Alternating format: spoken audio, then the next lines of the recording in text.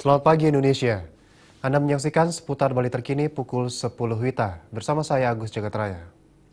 Lantaran kerap menggepeng di seputaran kota Denpasar, belasan pengemis asal Jawa Timur dipulangkan ke daerahnya.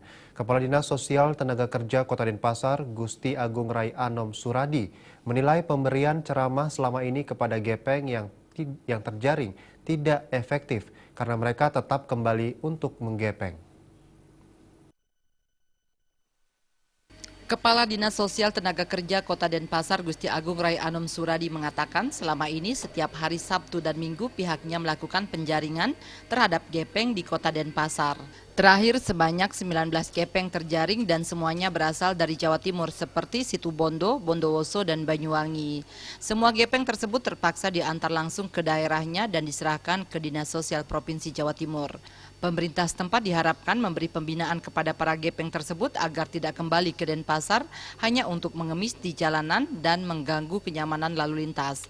Anom Suradi mengatakan, memberikan ceramah kepada para gepeng agar berhenti mengemis dinilai percuma karena mereka tetap kembali ke jalanan untuk menggepeng. Nah, oleh karena itu kita minta binaan-binaan dari provinsi sana supaya tidak lagi kembali ke Denpasar. Karena kenyataannya kami lihat orang-orang saja yang datang menggepeng di ini.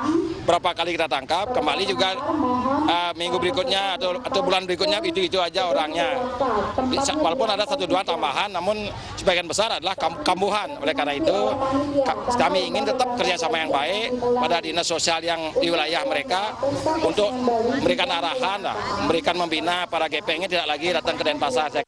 Anom Suradi berharap Dinas Sosial luar daerah selalu bekerja sama dalam membina gepeng agar menjadi orang yang mau berusaha. Jaya dan Artaya, Bali TV. Pemirsa, demikian seputar Bali terkini kali ini. Nantikan informasi menarik kami lainnya dalam seputar Bali terkini 1 jam mendatang. Salam Indonesia.